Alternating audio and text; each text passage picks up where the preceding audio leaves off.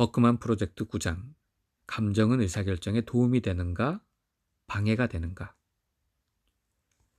사람들이 미국의 기업에 품는 고정관념 한 가지가 있습니다.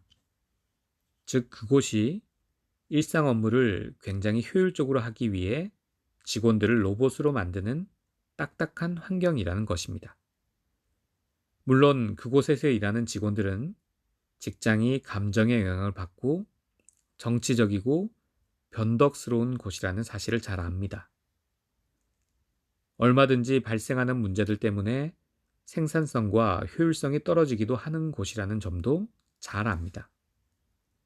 사람들이 의사결정에 감정과 사고를 얼마나 많이 반영하는가를 이해하면 위험 요소가 수반된 상황에서 지뢰들을 피해 나가는데 도움이 됩니다.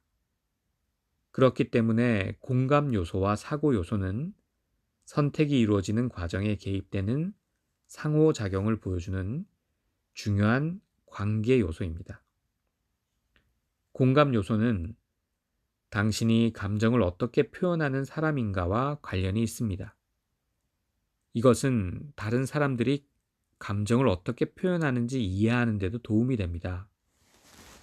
공감 요소에서 측정되는 것은 감정을 어떻게 처리하는가, 감정을 표현하는 일을 얼마나 좋아하는가, 감정 표현을 통해 얼마나 활기를 얻는가입니다. 공감 요소의 욕구 점수는 자신의 행동을 들여다볼 수 있는 중요한 창입니다. 이것은 사람들이 서로 관계를 맺는 방식에서 드러나는 중요한 차이점들을 파악하는 데 유용합니다. 우리는 이것을 사고 요소의 욕구 점수와 한 쌍으로 묶어서 다루려고 합니다.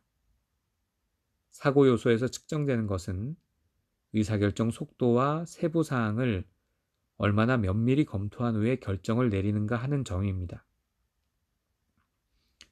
어쩌면 바람직하지 못한 점수로 생각되는 지점을 가까스로 면했다고 생각하는 사람이 있을지도 모르겠습니다. 어쨌든 직장에서 작은 일로 호들갑 떠는 사람으로 인식되기를 바라는 사람은 없을 것입니다. 하지만 당신은 지금쯤 1에서 99에 이르는 버크만 점수대에서 어디에 위치하든 나름의 장점이 있다는 사실을 알게 되었을 것입니다. 이는 공감 요소에서도 마찬가지입니다. 더 바람직하거나 바람직하지 못한 점수란 없습니다. 60년 동안 축적된 수백만 명의 버크만 데이터베이스는 공감 요소의 스펙트럼에서 사람들의 점수가 넓게 퍼져 있다는 사실을 보여줍니다. 그리고 이러한 다양성은 사회 구성원인 우리에게 상당한 이득이 된다는 점을 알 수 있습니다. 사람은 누구나 타인에게 마음을 쓰며 또한 누구에게나 감정이 있습니다. 공감 요소란 감정이 있는가의 차원이 아닙니다. 그것은 자신이 감정을 표현하는데 편안함을 느끼는 수준은 어느 정도며 감정을 솔직하게 드러내는 일을 얼마나 좋아하는가와 관련이 있습니다. 여기서 중요한 점은 한 개인이 자기 감정을 강조하여 표현하기로 선택했는지 아니면 감정 표현을 절제하기로 선택했는지 아는 일입니다. 이 영역에서 사람들의 유형과 욕구는 저마다 다르며 자기관리, 타인과의 관계, 직업 선택에서 굉장히 중요한 역할을 합니다. 공감 요소에서 욕구를 나타내는 스펙트럼은 내면 깊이 자리한 감정의 측면을 보여줍니다. 우리는 이 스펙트럼을 보면서 사람들 사이의 차이점을 알아보고 인정하고 이해할 수 있습니다. 대부분의 사람들은 이 스펙트럼에서 양극단의 중간 즈음에 위치합니다. 이는 다른 11가지 관계 요소에서도 마찬가지입니다. 하지만 짙거나 옅은 회색보다는 검정색과 흰색에 대해 말하는 것이 쉽습니다. 우리는 공감 요소 점수와 관련한 극단적인 사례를 살펴보면서 이 요소의 중요성을 설명하려고 합니다. 또한 양극단에 속하는 사람이 자신과 성향이 완전히 다른 사람을 대할 때 특히 문제가 발생할 가능성이 크다는 점을 지적하려고 합니다. 감정 표현의 정도를 나타내는 요소. 공감 요소의 점수가 높은 사람들은 자신의 감정 상태에 영향을 많이 받으며 감정 상태를 예리하게 의식합니다. 그들은 보통 사람보다 표현력이 좋고 열정적이며 강조하는 말이나 다채로운 언어를 잘 사용하는 사람으로 여겨집니다. 다시 말해 그들은 사람들에게 둘러싸여 있을 때 즐거운 분위기를 선사할 수 있습니다. 직원 가운데 고객의 감정을 잘 살펴 민감하게 대응하는 능력이 있거나 적극적으로 분위기를 좋게 만드는 직원이 있다면 기업 측에선 이익입니다. 특히 공감 요소 점수가 높으면 글쓰기, 노래, 공개적으로 말하기, 사건 변호 등 직관적 활동이나 사람들 앞에 나서서 하는 활동에 도움이 됩니다. 공감 요소 점수가 높은 사람은 격한 반응을 보일 수도 있습니다. 특히 이 점수와 권위 요소 점수가 모두 높은 사람이 스트레스를 받을 때 그럴 가능성이 더 큽니다. 이럴 때 감정이 많이 섞인 말을 큰 소리로 쏟아 부을 수 있습니다. 중요한 점은 공감 요소 점수가 높은 사람의 진짜 욕구를 인정하는 효과적인 방법을 찾는 일입니다. 이런 사람은 자신이 상대방의 일과 목표를 방해하지 않는 선에서 상대방이 자기 말에 귀 기울여 주기를 바랍니다. 버크만 프로젝트는 사람의 행동을 평소 스타일, 욕구, 스트레스 반응이라는 다차원적 측면으로 깊이 들여다보는 방식입니다. 공감 요소 점수가 높은 사람들의 단점은 스트레스를 받을 때 낙담하거나 심지어 우울해질 수 있다는 점입니다. 그들은 스트레스를 받으면 더 쉽게 교착 상태에 빠집니다. 자신의 감정에만 파묻혀 행동을 취하지 못하는 상태가 됩니다. 반어적이기는 하지만 이때 해결책은 뭔가 행동을 취하거나 운동이나 타인을 돕는 일처럼 긍정적인 활동을 하는 것입니다. 이런 활동은 감정적 무기력감을 극복하는 가장 효과적인 방법입니다. 냉정한 태도. 버크만 프로젝트는 현상의 이면을 들여다보는 방식입니다. 그래서 공감 요소 점수가 낮은 사람이 실은 상대방의 따뜻하고 호의적인 반응을 더 바라는 마음을 숨길 가능성도 있다는 사실에 주목합니다. 예를 들어 어떤 사람이 직장에서 공감 요소의 평소 스타일 점수가 낮다고 해봅시다. 하지만 그 사람은 집에 가면 자신에게 귀 기울여주며 동조해주는 배우자나 친구에게 기대어 공감 요소의 높은 욕구를 충족시킬 수 있습니다. 도표 9.1에 표시된 사람은 타인에게 감정을 거의 드러내지 않으며 타인도 감정을 배제하고 자신을 직설적이고 현실적으로 대해주기를 바랍니다. 그런데 이 사람이 스트레스를 받아 타인의 감정을 심하게 무시하고 내가 알아서 처리하라는 식으로 나올 때 문제가 발생합니다. 공감 요소 점수가 낮은 사람은 사무적이고 논리적이며 감정을 조절할 줄 안다는 인상을 줍니다. 때로는 자신이 호들갑스럽다고 여기는 상황을 피하는 성향 때문에 너무 냉정하다는 인상도 줍니다. 버크만 컨설턴트들과 여러 조사자들은 경영학 석사학위를 받은 사람들이 지난 몇십 년간 동안 갈수록 더 냉정한 행동을 하는 성향을 보여 이전 세대와 달라졌다는 점을 발견했습니다. 그런데 평소 스타일은 이런 변화를 보였을지 모르지만 욕구도 반드시 그렇다고 말할 수는 없습니다. 또한 흔히 여성은 남성보다 더 감정적이라고 생각하지만 버크만 진단 결과를 보면 공감 요소의 특성과 성별과는 관련성이 없습니다.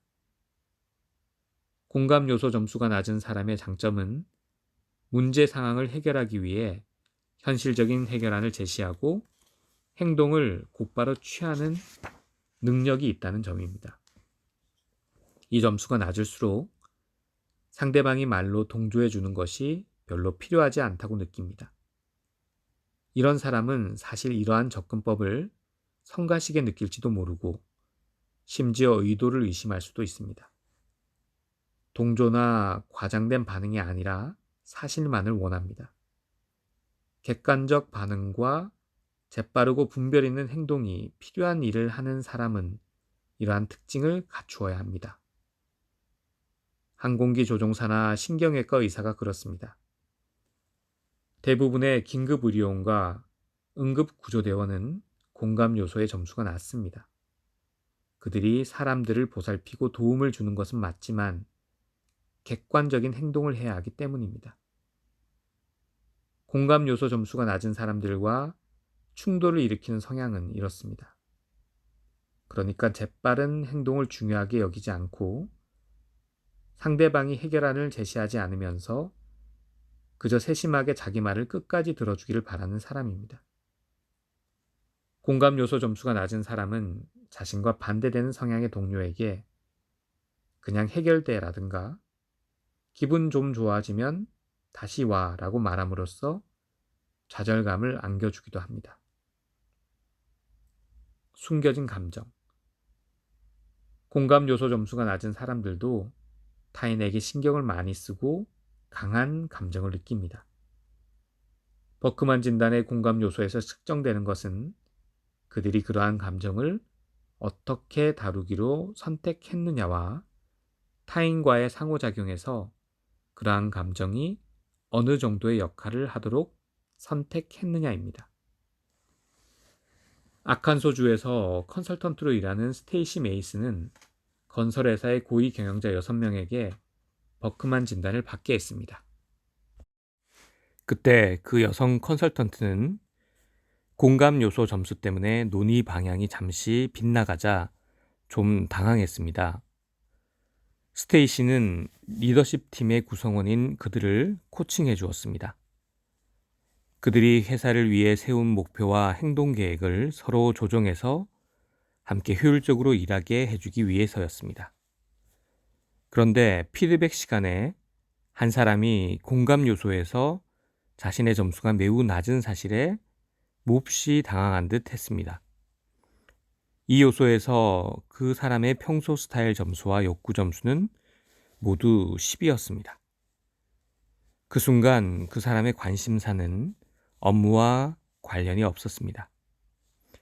하지만 일을 하기 위한 힘을 내고 동기부여가 되는데 큰 영향을 미칠 수 있었습니다. 그는 추하고 비통한 이혼을 한 지 얼마 안 되었다 라고 말을 꺼냈습니다. 그는 아들들의 부분적 양육권을 맡았는데 그 점수가 아들들과 관계를 이어나가는 일이 힘들다는 점을 의미하는 것은 아닌지 걱정했습니다. 스테이시는 이렇게 말했습니다. 그분은 금방이라도 울음을 터뜨릴 것 같았어요. 저는 건설회사 직원들에 대해 고정관념을 갖고 있었는데 그건 잘못된 것이더라고요. 스테이시는 그 경영자에게 이렇게 말해 주었습니다. 공감 점수는 실제로 감정을 느끼느냐가 아니라 느끼는 감정을 겉으로 어떻게 드러내느냐와 관련이 있어요. 평소 스타일이나 욕구의 점수가 낮다는 것은 공감을 아주 실리적인 방법으로 보여준다는 의미입니다. 공감 요소에서 그 경영자의 점수가 낮다는 것은 그가 자신을 감정의 측면에서 보통 사람과 같고 그 이상도 그 이하도 아니다 라고 생각한다는 의미입니다. 이는 설령 그 점수가 조금 더 낮다 해도 마찬가지입니다. 그 경영자의 동료들은 그를 친절하고 배려 깊은 사람으로 생각한다며 맞장구를 쳐주었습니다. 스테이시는 이렇게 말했습니다. 그분은 많은 사랑을 받고 있었어요. 경영진은 서로 친밀했어요. 그 사이에서 버크만 진단은 측정 가능한 요소를 바탕으로 논의를 이끌어갈 기회를 주었죠. 그들은 버크만 진단 결과를 자신의 한계를 긋는 기준이 아니라 출발점으로 삼았습니다. 그들은 감정적인 말을 사용하지 않으면서 자신이 하고 싶은 말을 하는 수준에 이르렀습니다. 지나친 감정 표현은 불편하다. 직장 동료가 항상 당신의 가정 이야기를 소재로 즐겁게 대화를 나누거나 당신과의 유대 관계를 돈독히 하려 애쓰는 것은 아닙니다. 애틀란타에 있는 고급 홈 서비스 제공을 목표로 새롭게 구성된 한 팀이 버크만 진단을 받았습니다. 그들은 팀원 7명 가운데 5명이 공감 요소에서 평소 스타일과 욕구 점수 모두가 낮다는 사실을 알게 되었습니다. 한 사람은 평소 스타일 점수가 낮고 욕구 점수는 중간이었습니다.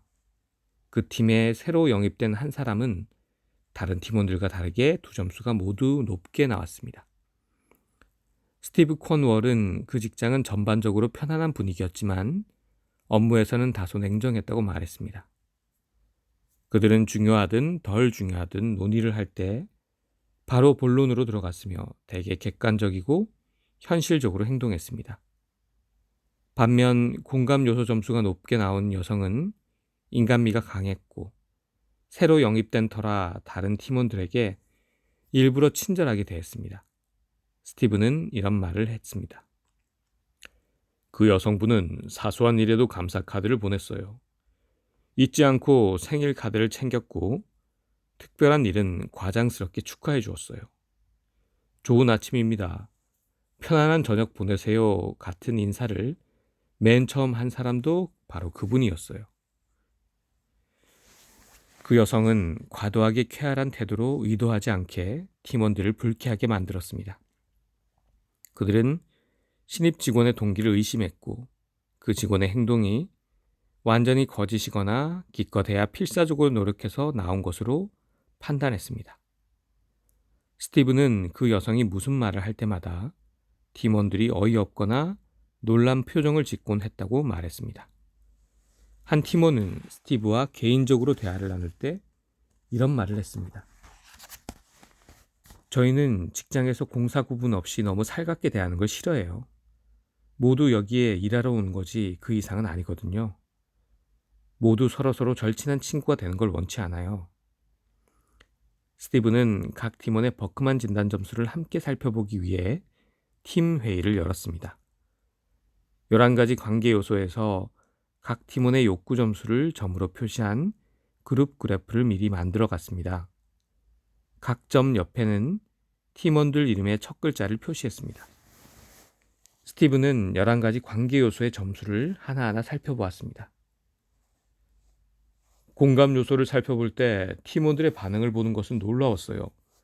라고 스티브는 말했습니다. 그들은 신입 직원과 나머지 팀원들 사이의 점수차가 너무 큰 것을 보고 충격을 받았습니다. 그뿐만 아니라 그들이 함께 그 직원을 얼마나 비난했는지도 깨달았습니다. 스티브는 웃음을 지으며 이런 말을 했습니다. 제가 공감 요소 점수가 어떤 식으로 작용되는지 설명하자 그 여성 직원은 눈물을 보이며 그렇죠 라고 외쳤습니다. 이해할 만하죠. 팀원들은 그동안 그 직원이 어떤 괴로움을 느꼈을지 처음으로 알아차렸어요.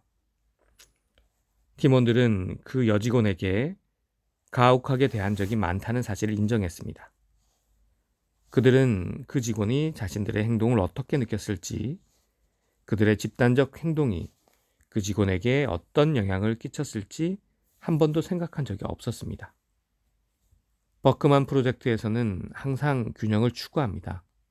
그렇기 때문에 스티브는 그 여성에게도 다음과 같은 사실을 깨닫게 해주었습니다. 그러니까 그 여성이 자신의 특별한 노력을 달가워하지 않는 팀원들과 소통할 때 객관적이지 않고 현실적이지 않은 행동을 함으로써 문제를 더 키웠다는 사실을 말입니다. 우리는 앞으로 나가려면 서로 어떻게 협력해야 하는지 대화를 나누었어요. 회의가 끝날 무렵 팀원들은 차이점에 대해 농담도 나누고 서로 포옹도 했어요. 이제 서로를 잘 알았다는 식으로 말이죠. 고려해 보겠습니다. 사고요소 점수가 낮은 사람은 의사결정을 빨리 내리며 그러한 능력을 자랑스러워하는 경향이 있습니다. 정부와 기업에서 의사결정을 빨리 내리는 능력을 여러 측면에서 높이 평가합니다.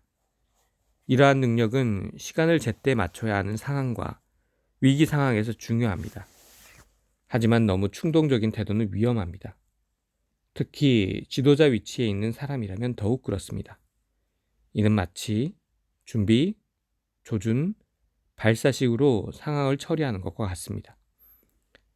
반면에 결정을 신중히 하는 것도 좋은 태도입니다. 하지만 너무 지나친 생각은 신중한 수준을 넘어 불안감을 일으킬 수도 있습니다.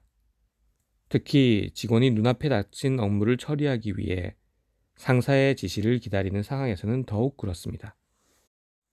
사고 요소를 나타내는 중간에 위치하는 사람은 의사결정을 빨리 내리는 때도 있고 천천히 내리는 때도 있다는 의미입니다.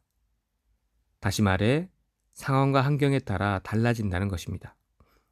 이 위치에 있는 사람들은 대부분 자신의 중간대 점수에 그리 연연하지 않습니다. 그들은 때로는 생각을 많이 하고 때로는 판단을 빨리 내리기 때문입니다. 샌프란시스코에서 일하는 한 관리자는 직장에서 자신이 위태로운 상황에 처했다는 사실을 알아차렸습니다. 그의 상사인 부사장은 그의 신속한 의사결정 방식이 무모하다고 보았습니다. 그 관리자는 규모가 큰 모기지 금융기관의 회계 담당자였습니다. 부사장은 그가 중요한 결정을 내릴 때 충분히 생각하지 않는다고 판단하여 좀 더 신중한 사람으로 바꾸는 것을 고려했습니다. 부사장은 컨설턴트 클레어 케이슨에게 전화를 걸었습니다. 이 여성 컨설턴트는 사고 요소 스펙트럼에서 양극단에 위치하는 관리자들을 코칭해준 경험이 많았습니다. 클레어는 부사장에게 두 사람 모두 버크만 진단을 받은 후 최종 결론을 내리라고 조언했습니다. 그러면서 불안해하는 부사장에게 현실을 좀 더 정확하게 진단해 봅시다 라고 말해 주었습니다. 클레어의 예상대로 부사장은 사고 요소에서 평소 스타일과 욕구 점수 모두 90점대로 아주 높게 나왔습니다. 그는 시간을 들여서 의사결정을 내리는 성향이었습니다. 그렇기 때문에 자신처럼 시간을 들여 세심하게 검토하지 않는 직원을 못 믿어했습니다. 사고 요소에서 회계 담당자의 점수는 낮은 편이었습니다. 클레어는 두 사람과 심도 깊은 대화를 나누었습니다. 그 결과 회계 담당자가 그의 업무 방식 때문에 잘못된 결정을 내린다는 오해를 받지만 실제로는 그렇지 않다는 사실을 발견했습니다. 클레어는 이렇게 말했습니다. 부사장은 두 사람의 의사결정 방식이 완전히 다름을 보여주는 수치를 보자 직원이 의사결정을 잘못 내리는 게 문제가 아니라 서로 다름을 인식하지 못한 게 문제임을 이해했어요. 결국 그 회계 담당자는 다른 사람으로 대체되지 않았습니다. 지나친 생각, 결정 장애. 한편 사고 요소 스펙트럼에서 높은 점수에 해당하는 극단적인 행동을 싫어하는 경영자들도 많습니다. 그들은 어떤 결정을 내리든 염려하며 생각을 너무 많이 하는 것을 답답하게 여깁니다. 버크만 컨설턴트 낸시 톰슨은 신시내티에 있는 P&G에 코칭을 해주었습니다. 낸시는 그 회사에서 물류부서의 담당 업무를 통합하는 과정을 코칭했는데 생각이 너무 많아 결정을 못 내리는 관리자가 큰 지장을 준다는 사실을 알게 되었습니다. 낸시는 물류부서의 관리부 전원에게 버크만 진단을 받게 했습니다. 그 가운데 한 명은 회의를 지체시키는 사람으로 알려졌습니다. 버크만 진단 결과 그 이유가 나타났습니다. 사고 요소에서 평소 스타일 점수를 보면 그 관리자는 92로 높은 반면 다른 관리자들은 6에서 18 사이에 분포했습니다. 이 점수가 높은 관리자는 결정을 내리기 전에 세부 사항을 이야기하고 또 이야기하는 것을 좋아했습니다. 낸시는 이렇게 말했습니다. 저는 알렉스 씨가 다른 사람들이 이미 한 얘기를 다시 언급하며 오랫동안 말하면서 회의를 지연시키는 것을 여러 번 목격했어요. 그분의 평판은 관리부에서 자자했어요. 사람들은 그분이 말을 하기 시작하면 집중을 안 했어요. 그분이 아는 것도 많고 의사결정에 상당한 공헌을 한다는 사실을 알면서도 말이죠. 낸시는 색다른 시도로 시각적 활동을 해보기로 했습니다.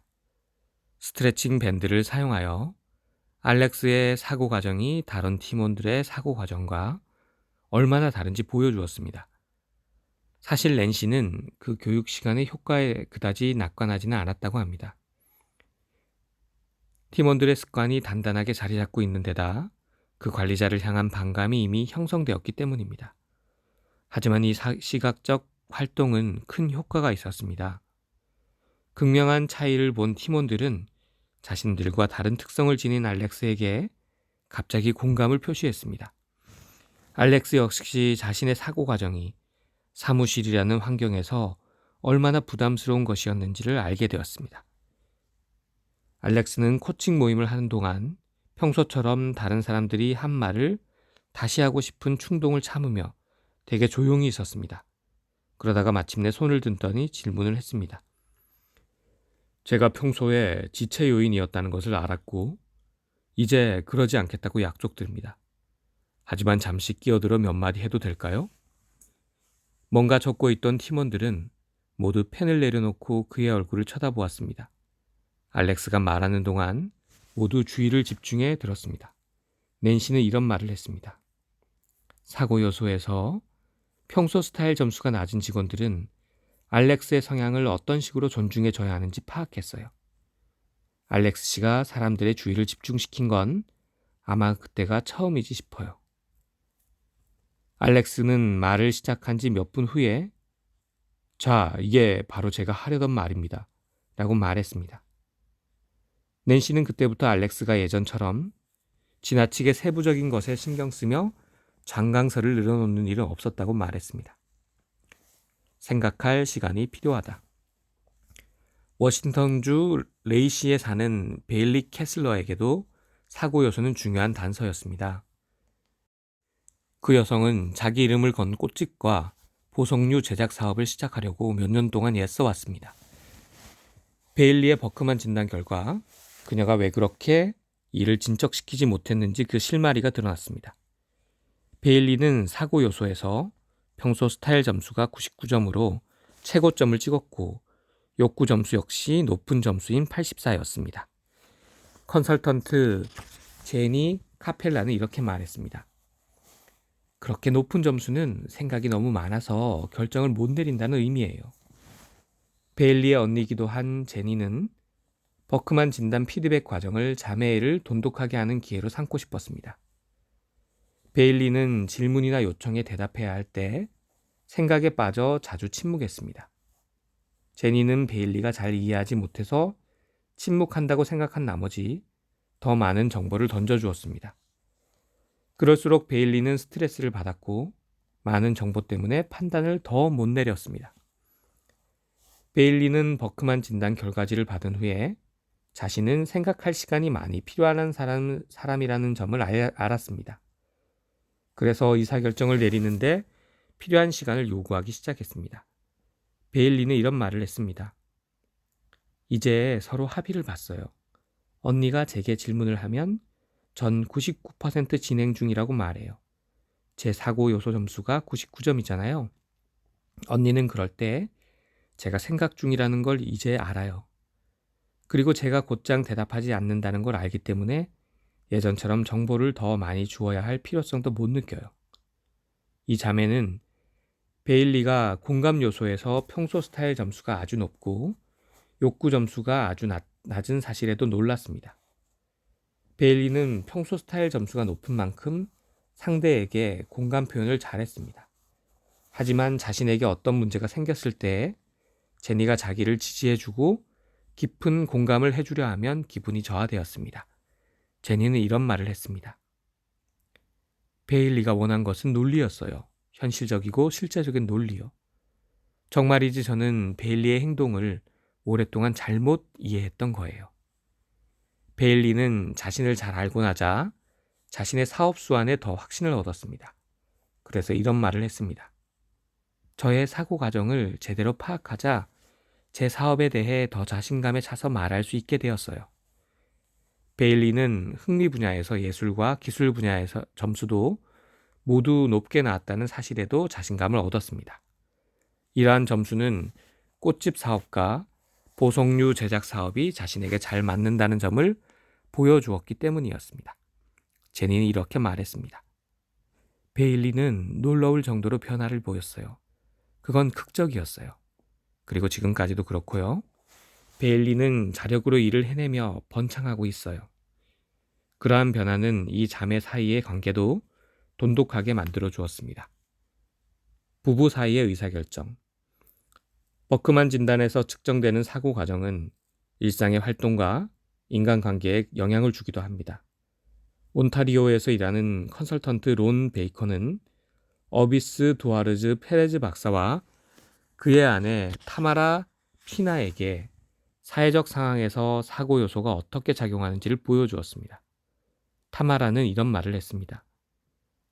남편이 의사결정을 어떻게 내리는지가 그 당시 논의의 요점이었어요. 저는 위기 상황에서 곧장 해결책을 생각하고 결정을 내려요. 반면 남편은 결정을 내리는데 시간이 오래 걸리죠. 하지만 일단 결정을 내리면 그 무엇도 그걸 바꾸지 못해요. 전 결정을 빨리 내리지만 생각을 바꾸기도 해요. 버크만식 언어로 표현하자면 어비스는 사고 요소에서 평소 스타일 점수와 욕구 점수가 모두 높습니다. 론 베이컨은 어비스가 마쿠에서 깊은 사고를 하는 성향이라고 말했습니다. 한편 어비스의 아내는 사고 요소 점수가 낮게 나왔습니다. 론 베이컨은 이 부부와 코칭 모임을 연 후 식사를 하러 갔던 때를 떠올리며 웃음을 지었습니다. 타마라 씨와 저는 1분 만에 주문을 다 했어요. 어비스 씨는 일단 여조고문을 돌려보냈어요. 여조고문이 주문을 받으러 다시 오자 또 돌려보냈고요. 한 번 더 그렇게 돌려보내더라고요. 전 사고 요소가 어떻게 작용하는지 지금 보고 계시죠? 라고 말했어요. 감사합니다.